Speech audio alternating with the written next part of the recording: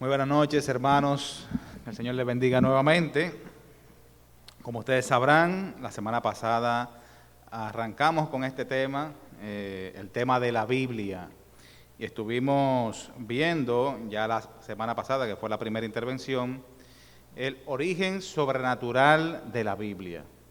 Cuando hablábamos del origen sobrenatural de la Biblia, lo que queríamos señalar no era más que el autor de la Biblia es precisamente Dios y no ningún ser humano o no tiene procedencia humana. Aunque los escritores, los instrumentos de Dios fueron humanos, de todas maneras, por todas las características vistas la semana pasada, podemos sin lugar a dudas llegar a la conclusión de que la palabra de Dios tiene un origen divino.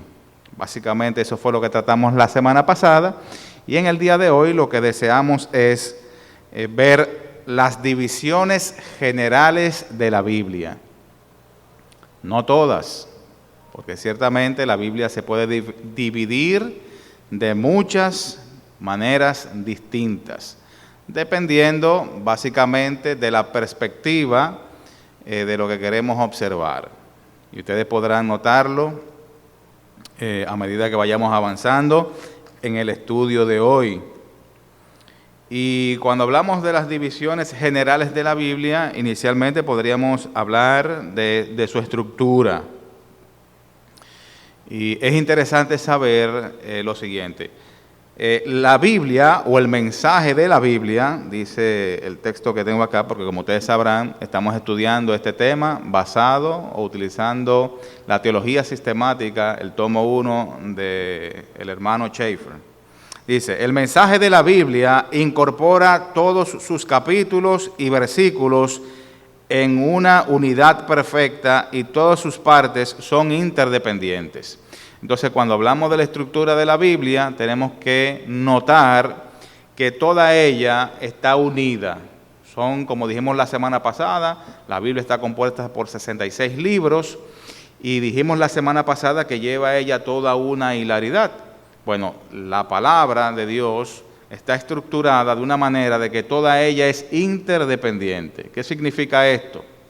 Que si vamos a estudiar una porción de la palabra de Dios y queremos llegar a alguna conclusión, no podemos hacerlo basado únicamente en esa porción, sino que tenemos que mirar toda la demás, el resto de la Biblia, digámoslo así. Dice así, el dominio de cualquier parte hace necesario el dominio del todo. No puedo tratar un tema basado únicamente en lo que yo leí en determinada parte de la Biblia, en determinado libro, sino que cuando quiero hablar de dicho tema o llegar a alguna conclusión, tengo que ver lo que la Biblia dice en toda su extensión acerca de ese tema. Es interdependiente. Como ustedes sabrán, y ya lo hemos dicho, la Biblia consta de 66 libros. Seguimos hablando de su estructura. Que por obra divina componen este maravilloso libro. Están divididos, como sabemos, en dos partes principales, que son Antiguo Testamento, perfecto, y Nuevo Testamento. Y estos se prestan a la consideración de dos propósitos supremos en la revelación divina, dice, un propósito terrenal y otro propósito celestial. Cuando acercamos a la palabra de Dios, vemos que la Biblia tiene un propósito terrenal, pero también tiene un propósito celestial. Los libros del Antiguo Testamento son 39, ustedes saben eso.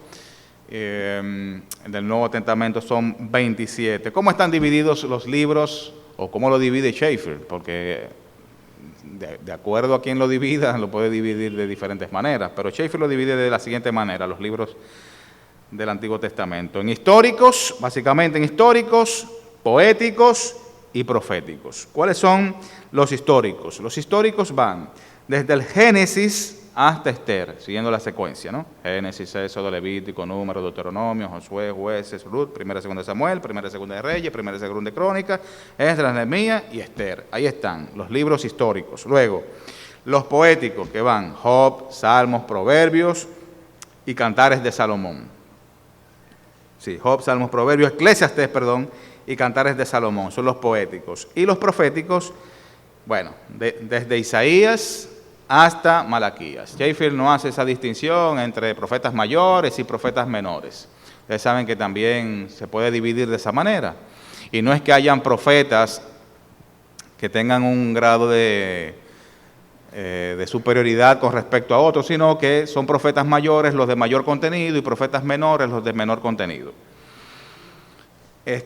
Una nota que la he traído, que no se encuentra en el material de Schaeffer, y es que nosotros, como protestantes, ¿no?, en el Antiguo Testamento tenemos 39 libros, pero es interesante saber que la Iglesia Católica tiene 46 libros en el Antiguo Testamento, tiene 7 libros más, y que la Iglesia Ortodoxa tiene 51 libros en el Antiguo Testamento. Luego, ya esa diferencia entre protestante, católico y demás no está en el Nuevo Testamento, solamente se ve en la parte del Antiguo Testamento. Y los judíos, que no miran el Antiguo Testamento, no denominan a esos 39 libros como Antiguo Testamento, ellos no utilizan ese término, sino el Tanaj. Lo dividen en 3 grupos distintos: la Torá, que es la ley; el Nevín, los profetas; y Ketubín, los escritos o sapienciales. Así lo dividen en la parte de los judíos. ¿Cuáles son esos libros que mencioné que los católicos tienen y que no tenemos nosotros?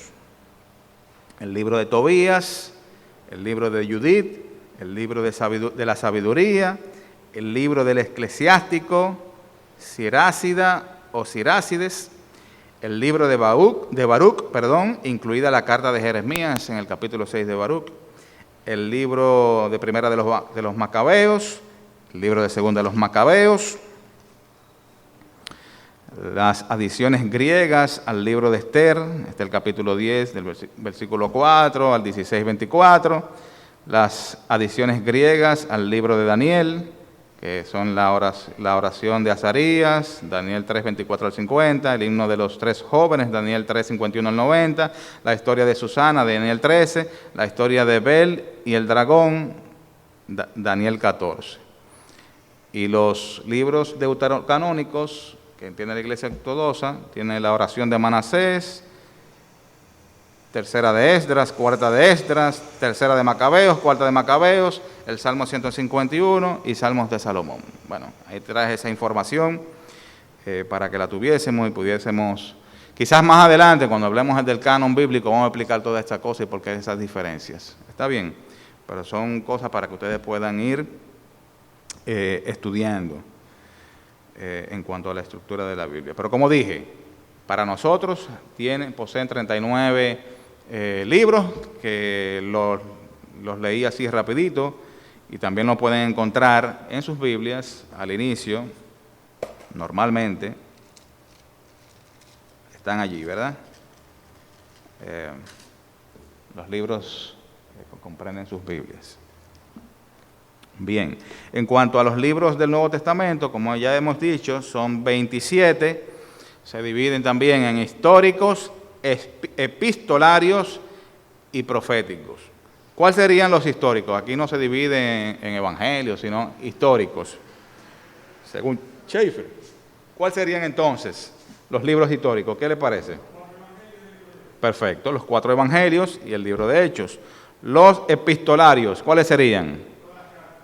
Todas las cartas paulinas y las cartas universales, ¿verdad? La de Pedro, la de Juan, la de Santiago, la de Judas.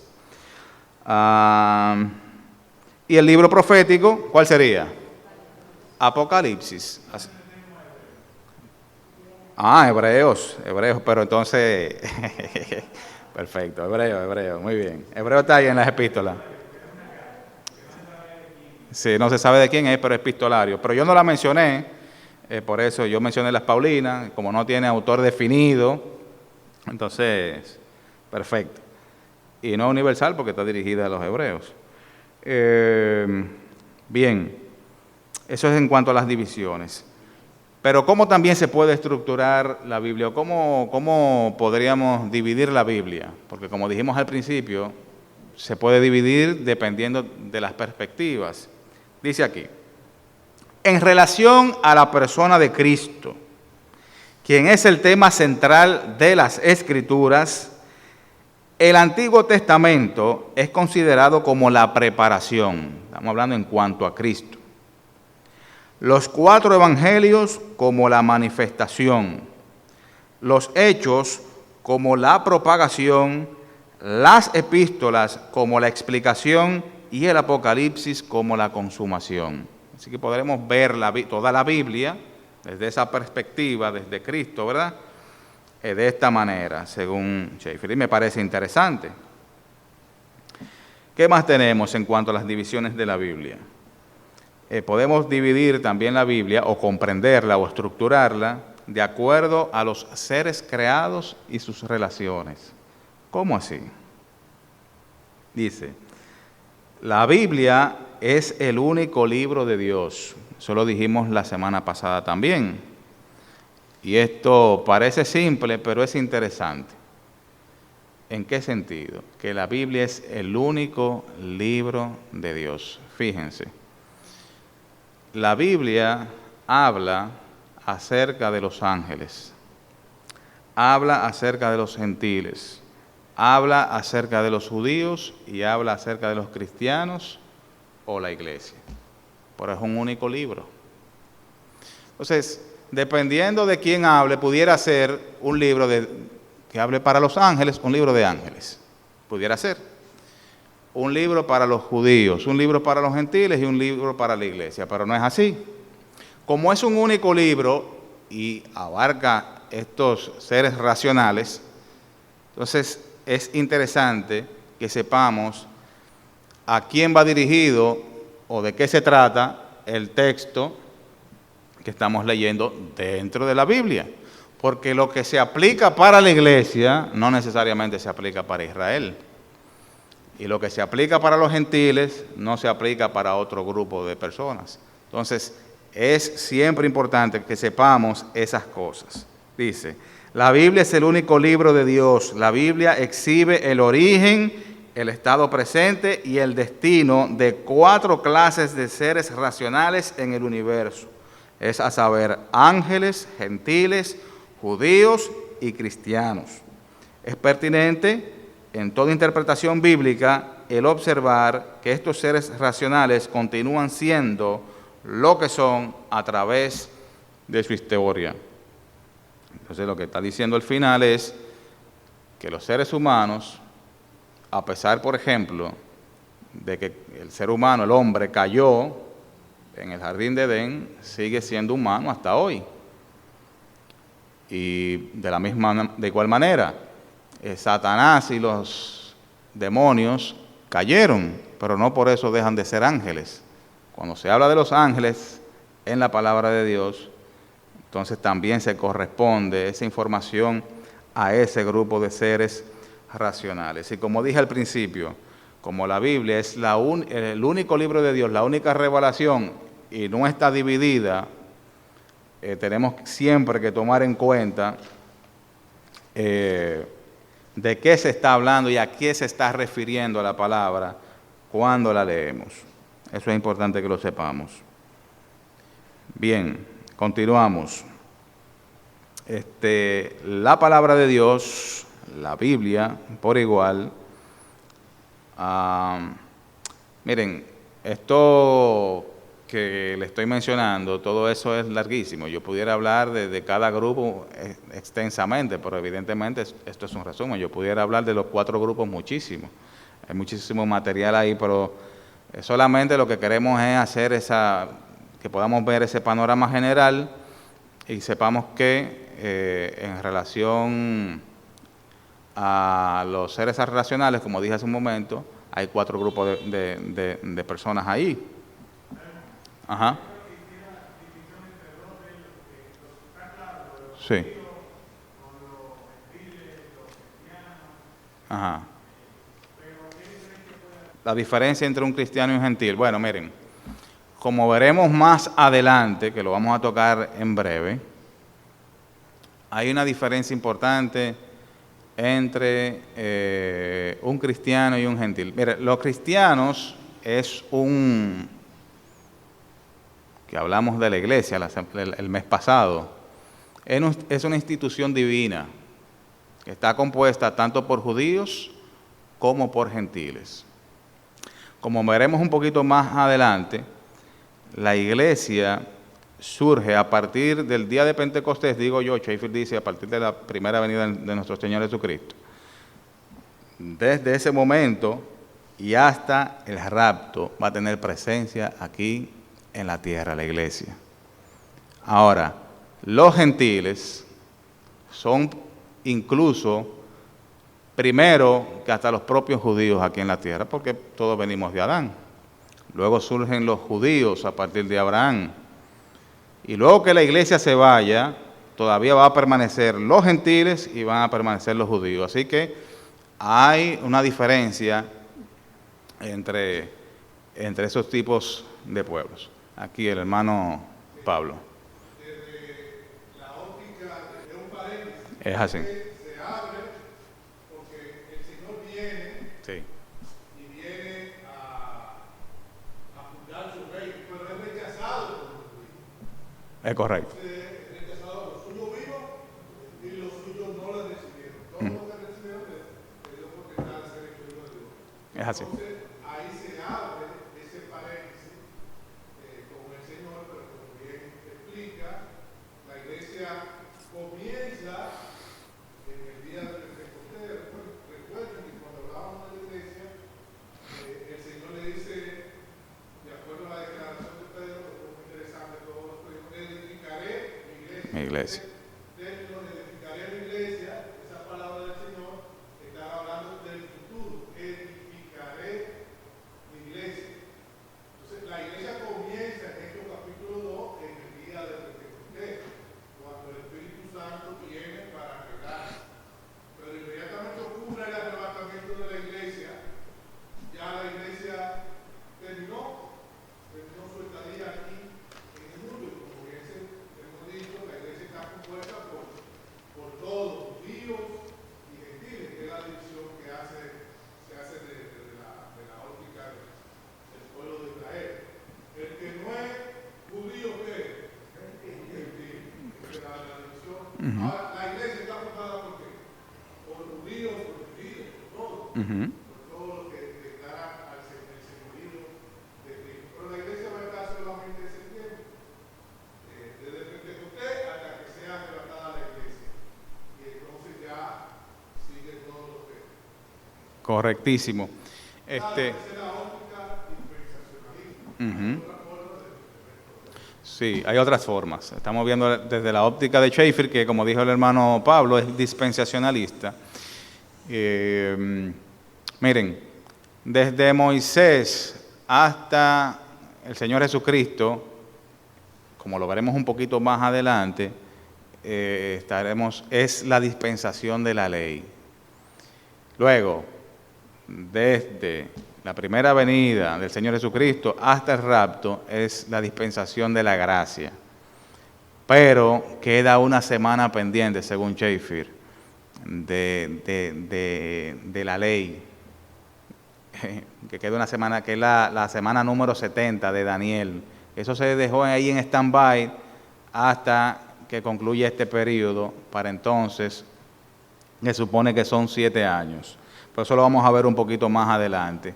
Y en cuanto a esto que les mencionaba de los ángeles, de los gentiles, de los judíos y de los creyentes o de la iglesia, es que esto es sumamente interesante que lo veamos desde esa óptica, que organicemos la Biblia desde esa óptica, que tengamos esa conciencia. ¿Por qué? Porque usted no puede ir al Antiguo Testamento, usted no va a encontrar una sola información de la iglesia en el Antiguo Testamento. Usted no va a encontrar nada ahí. Y usted lo que puede ver en la palabra de Dios, que cuando se habla de la iglesia, todas las promesas y las bendiciones son celestiales. Hay diferencia. No así para el pueblo de Israel, que las promesas para el pueblo de Israel son terrenales y no celestiales. Hay una diferencia. Entonces es importante hacer ese tipo de distinción. También es interesante saber que en cuanto a Israel, directa o indirectamente, el 80% de la Biblia, o más del 80%, habla de Israel, ya sea de manera directa, o de los judíos, de manera directa o indirecta. Y que no podemos aplicar una cosa a otra. En el Antiguo Testamento, como dije, nunca se habla de la iglesia. Eso era un misterio que fue revelado ya en la parte del Nuevo Testamento. Pero sí en el Nuevo Testamento se sigue hablando de los ángeles, se sigue hablando de la iglesia, se sigue hablando de Israel y demás. Bien, continuamos. En cuanto a los periodos de tiempo de la Biblia, dice, unas cuantas de las divisiones de la Biblia pueden observarse, unas cuantas, es decir, que son muchas, son varias. Pueden observarse cuando se traza el tiempo desde el principio hasta el fin a través de las Escrituras. Y vamos a mencionar algunas de esas divisiones. La primera de las divisiones que vamos a ver, o que vamos a mencionar ahora, es las divisiones que están relacionadas con la humanidad. Y allí hay 4 periodos. Podríamos dividir 4 periodos en que la humanidad está envuelta. ¿Cuáles son esos 4 periodos que vemos en la Biblia? El primer periodo de la historia humana va desde Adán hasta Abraham y es caracterizado por la presencia en la tierra, que es lo que nos adelantamos, por una sola clase de personas. ¿Cuáles serían ese tipo de personas que encontramos desde Adán hasta Abraham? Gentil. No puede haber otra cosa que no sea gentil. El segundo periodo cubre 2000 años de la historia humana, desde Abraham hasta Cristo, y está caracterizado por la presencia en la tierra de 2 grupos de personas. ¿Cuáles serían esos 2 grupos de personas? Desde Abraham hasta Cristo. Gentiles y judíos. ¿Qué son los gentiles? ¿Y qué son los judíos? A ver, porque hay algunos que están respondiendo y otros no están respondiendo. Vamos a darle la oportunidad a aquellos que no han hablado todavía. Sí. ¿Cuáles serían los gentiles y cuáles serían los judíos? Vamos, Andrés. Los judíos son el pueblo escogido de Dios o descendientes de Abraham. Sí. Y los gentiles son todos los que no son parte de eso. El resto de la humanidad. Sí, porque a veces hablamos de gentiles, de judíos y como que un poquito como chino eso, ¿verdad? Pero no es tan complicado. Los judíos son los descendientes de Abraham. Pero los descendientes de Abraham que vienen por la línea de Isaac. Está bien, para ser más específico, para que no haya duda. Entonces, y tenemos, y sobre todo después Jacob. También tendríamos a Esaú ahí. Esos son los judíos. Y entonces, simple, los gentiles, los que no son judíos, el resto de la humanidad. Bien, por eso, desde Adán hasta Abraham, que todavía no había pueblo de Israel, entonces gentiles. Luego de Abraham, ya en adelante, Abraham, Isaac, Jacob y sus hijos, entonces sí ya podemos hablar de judíos. Y allí transcurrió un periodo más o menos de 2000 años, desde Abraham hasta el Señor Jesucristo. Y miren qué interesante, nosotros estamos 2000 años después del Señor Jesucristo, más o menos. Así que hay algo simétrico ahí. 2000 años de Cristo para acá y 2000 años del Señor hacia atrás, hacia Abraham. Bien. Y está caracterizado por la presencia en la tierra de 2 grupos de personas, los gentiles y los judíos. Tercer periodo de la historia humana, que va desde el advenimiento, el primer advenimiento de Cristo, hasta su segunda venida. está caracterizado por la presencia en la tierra de 3 grupos. ¿Cuáles serían esos 3 grupos? Ya tenemos a los judíos, tenemos a los gentiles, y a partir de la primera venida y hasta la segunda venida, ¿cuál sería el tercer grupo que tiene presencia en la tierra? La iglesia, correctamente. Y aquí dice que desde la primera venida, yo diría desde el día de Pentecostés. Y finalmente, el cuarto período se declara que será de 1000 años. Apocalipsis 1 al 9. ¿Quién lo puede leer? Apocalipsis 20, del 1 al 9. Apocalipsis 20, del 1 al 9. Ese último periodo, el cuarto y último periodo, va a partir de la segunda venida de Jesucristo.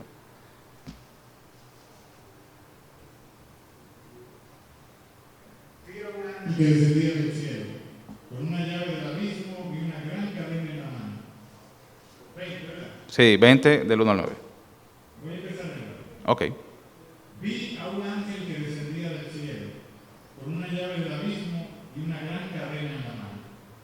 Y prendió al dragón, la serpiente antigua que es el diablo y Satanás, y lo ató por 1000 años, y lo arrojó al abismo, y lo encerró y puso su sello sobre él, para que no engañase más a las naciones hasta que fuesen cumplidos los 1000 años. Y después de esto debe ser desatado por un poco de tiempo. Y vi tronos, y se sentaron sobre ellos los que recibieron facultad de juzgar. Y vi las almas de los decapitados por causa del testimonio de Jesús y por la palabra de Dios, los que no habían adorado a la bestia ni a su imagen, y que no recibieron las marcas en sus frentes ni en sus manos, y vivieron y reinaron con Cristo 1000 años. Pero los otros muertos no volvieron a vivir hasta que se cumplieron 1000 años. Esta es la primera resurrección. Bienaventurado y santo el que tiene parte en la primera resurrección. La segunda muerte no tiene potestad sobre estos, sino que serán sacerdotes de Dios y de Cristo, y reinarán con él 1000 años. Cuando los 1000 años se cumplan, Satanás será suelto de su prisión, y saldrá a engañar a las naciones que están en los 4 ángulos de la tierra, a Gog y a Magog, a fin de reunirlos para la batalla, el número de los cuales es como la arena del mar. Y subieron sobre la anchura de la tierra y rodearon el campamento de los santos y la ciudad amada. Y de Dios descendió fuego del cielo y los consumió. Y el diablo que los engañaba fue lanzado en el lago de fuego y azufre, donde estaban la bestia y el falso profeta, y serán atormentados día y noche por los siglos de los siglos. Entonces tenemos el cuarto y último periodo con estas características que leímos en este capítulo 20, versículos 1 al 9. Su duración, 1000 años. Inicia con la segunda venida de nuestro Señor Jesucristo. Y les hago una pregunta. Hemos visto que hay 4 periodos, no hay más. Este es el último. En relación a la humanidad. El primer periodo, y vamos de manera progresiva. El primer periodo hay un solo tipo de personas en el mundo, que eran los gentiles. En el segundo periodo habían 2 grupos. ¿Cuáles eran? Gentiles y judíos. En el tercero se suma uno más, la iglesia. Y en el cuarto se sigue sumando otro grupo de personas, ¿sí o no? ¿Qué pasa en el último periodo? ¿Qué piensan ustedes? Recuérdense que inicia con la segunda venida de nuestro Señor Jesucristo. Ajá. ¿Cuántos grupos de personas tenemos en ese último periodo? Ajá, en el milenio. Pues no creerán, los que no han de creer luego. Estamos hablando de gentiles, de judíos, de la iglesia. No, ¿En qué término te diría? 2 grupos nada más, gentiles y los creyentes, que son los judíos que están en la tierra prometida. Y el reino está allí. Perfecto. Solamente. En ese último periodo la iglesia ya no está. Acuérdense que ya Cristo se la llevó, el rapto. En el rapto es previo a la segunda venida, ¿cierto? Entonces la iglesia ya no está presente.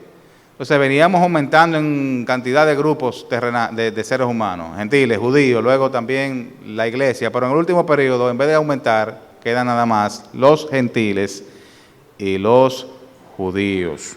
Esos son los dos únicos grupos que quedan ya para la parte del milenio, porque Cristo se ha llevado a su iglesia. No está en el milenio. ¿En el milenio? No está en el milenio. No, se la llevó previamente.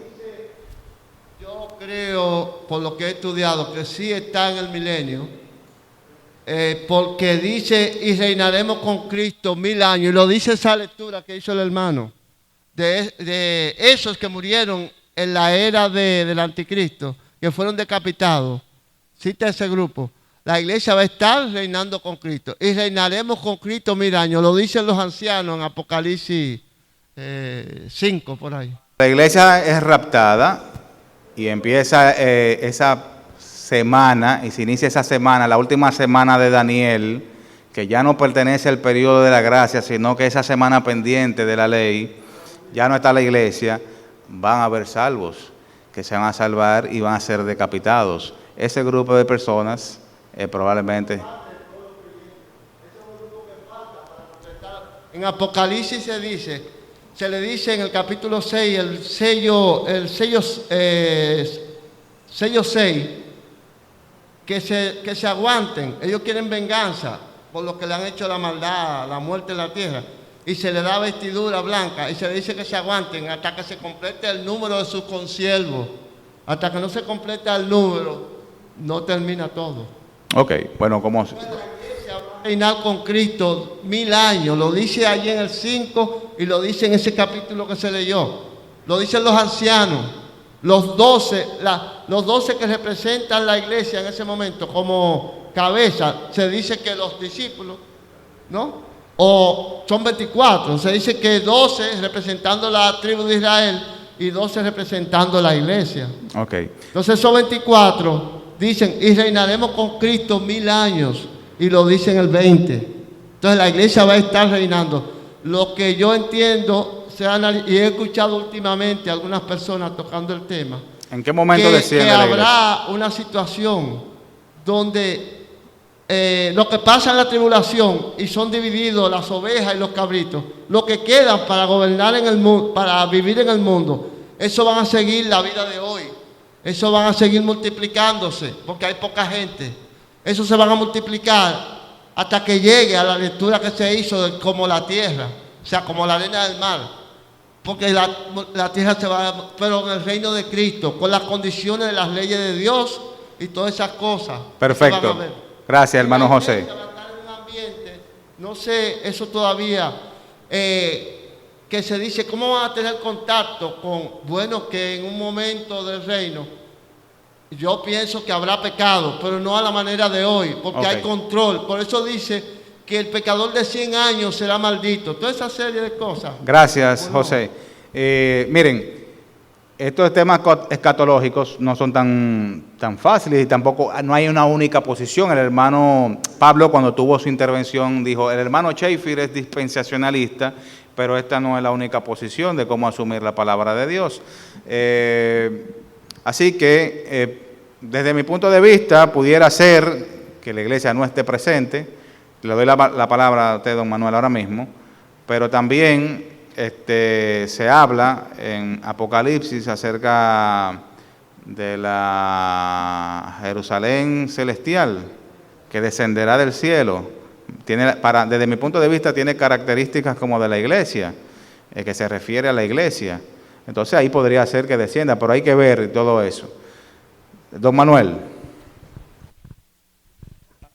Sí, debemos recordar lo que el Señor Jesús le enseñó a los saduceos sobre la vida celestial, es decir, sobre los resucitados, y lógicamente sobre la iglesia. Cuando le puso el ejemplo de aquella mujer que tuvo 7 maridos, que se casó, murió el primero, se casó con el hermano, luego con el tercero y pasaron 7, que le preguntaron en el cielo, ¿de quién será esposa? Y el Señor le contestó que ellos se equivocaban, erraban, porque en el cielo ni se casan ni se dan en casamiento. Ese es el estado, será el estado de nosotros, la iglesia, de lo que hemos creído en el Señor. El Señor viene por nosotros, estaremos en el cielo como la esposa de Cristo, como los redimidos por el Señor. Cuando viene el periodo de los 1000 años, debemos entender que nuestros cuerpos no están sujetos a las leyes terrenales. Tenemos ya cuerpo transformado, cuerpo como el cuerpo del Señor y cuerpo glorificado. Y recuerden que el Señor, cuando apareció a los discípulos, para entrar a la habitación donde estaba, no había que abrirle la puerta, porque ya su cuerpo no estaba sometido a la ley física, muy diferente. Así seremos nosotros. Entonces, la iglesia estará reinando con el Señor, pero estará en algún lugar que no es aquí. Es lo que he escuchado de estudiosos de la palabra. Sí, ya para finalizar, porque son las 8 de la noche y no abarcamos todo el material que pretendíamos abarcar, este último periodo tiene las características vistas en Apocalipsis capítulo 20, del 1 al 9. Desde el punto de vista de Schaeffer, la iglesia no está presente. Ahí, como ya ustedes habrán notado, hay posiciones distintas respecto a esto, pero el hermano don Manuel hizo aportes interesantes también en este sentido. Ya no hay tiempo para más, no realmente quisiera avanzar más, pero lamentablemente no podrá ser así. Entonces lo que haremos es el próximo miércoles, en la voluntad del Señor, seguiremos hablando de este tipo de divisiones que encontramos en la palabra de Dios. Ustedes pueden, por su parte, seguir investigando. Ya entraríamos a partir de las dispensaciones, las menciono así rápidamente. La dispensación de la inocencia, para que vayan investigando, la dispensación de la conciencia, la dispensación del gobierno humano, la dispensación de la promesa, las dispensaciones de la ley, las dispensaciones de la gracia, la dispensación del reino. Y con eso arrancamos el próximo miércoles. ¿Está bien? Dios le bendiga y espero que haya sido de beneficio espiritual para sus almas. La importancia de poder, porque ni siquiera me dio tiempo a decir esto, la importancia de entender cómo está estructurada la Biblia y cuáles son sus divisiones es poder nosotros comprenderla mejor. Si no la conocemos en su estructura, no la vamos a poder comprender bien. Es como, y me perdonas, en el día de ayer mi familia tomamos un Uber, íbamos para una plaza, íbamos a compartir. Y por causa de los tapones, el Uber se metió por sitios bien distintos a lo normal para ir a ese lugar. Si yo no tuviera un conocimiento de la ciudad, yo pensara que la persona quería hacernos daño, porque nos estaban llevando por sitios feísimos. Pero como mi esposa se asustó y me preguntó, ¿y por dónde estamos? Yo, no, tranquila, que estamos en la dirección correcta. Entonces, tener un conocimiento general, en este caso de la ciudad, me hacía saber que íbamos bien. Entonces, así es la palabra de Dios. Tener un conocimiento general de la estructura de la Biblia nos encamina a entender mejor y entenderla mejor. Que el Señor les bendiga.